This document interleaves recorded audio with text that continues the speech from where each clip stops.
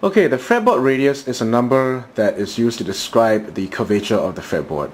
I don't know the exact numbers involved, but the smaller the fretboard radius, the more curved the fretboard is going to be, and the larger the fretboard radius, the flatter the fretboard is going to be. Now, I brought out the classical guitar because it is an example of a very high fretboard radius. How do you tell? There are a few things to look out for, but the easiest way to tell whether a guitar has got a high or low fretboard radius is to look at the frets. Now, these frets are really straight, and the general rule of thumb is the straighter the frets, the larger the fretboard radius is going to be. But the problem with these guitars is that it's very difficult to play chords on, and those of us who've started learning guitar on a classical guitar can attest to the nightmares, trials and tribulations associated with forming bar chords on this kind of guitar. Now switch over to the electric guitar and you'll notice that the frets are slightly more curved, and that indicates that it has a smaller fretboard radius. Guitars with smaller fretboard radii typically make it easier for you to play chords and to change chords. But soloing can be a bit of a problem. String bending will be affected because you're more likely to fret out on a small fretboard radius guitar than on a larger one. What guitar manufacturers have done, like Ibanez, is to introduce what we call a compound radius, and that's pretty cool because on a compound radius, the fretboard is considerably rounder at the bottom of the neck to make it easier for chords, but it flattens out as you move towards the 20th fret onwards, so it's easier to play solos. Okay, the last thing we're going to talk about today is the placement of the electronics on your guitar. Some people think it's a trivial thing and a non-issue to talk about electronics placement, but I beg to differ. Everyone has a different degree of range of motion in a picking hand. Some people are very economical. They can play a lot of stuff, but their right hand looks as if it's hardly moving. I fall into the category of players who have a very wide picking motion. So when I'm playing on electric guitar, my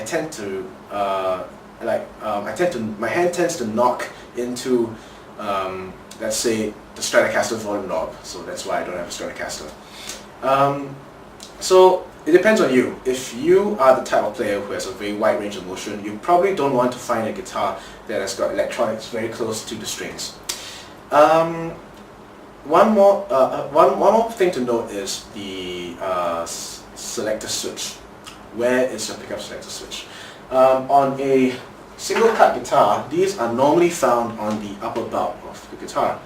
So you're going to have to do this motion where when you're playing something here and you want to switch to the neck pickup, you have to reach over the strings, flick the switch, and resume your playing.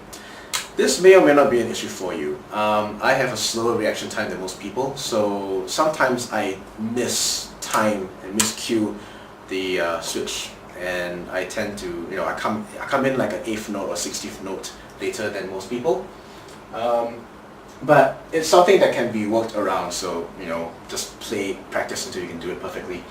On a double cut guitar, your pickup selector is most likely going to be on the bottom side of the guitar, and I personally favor this kind of pickup selecting. I've learned this from John Petrucci. He's playing something here, and he literally just stabs the pickup selector that way. If you are the type of guitar player who is really rough with the pickup selector, I recommend you swap it out for more durable parts. I have outfitted all my guitars with a more durable switch simply because I'm that kind of, I'm slightly more rough with electronics than most people. One more point to note is the pickup selector switch itself. On a Stratocaster, let's say, the pickup selector is what we call a blade switch. You can see that little thing there. This is different from the other pickup selector switches. I find it a lot easier to change pickups on this, but you gotta be careful because these are a lot more fragile than the traditional selector switches as seen on my other guitars.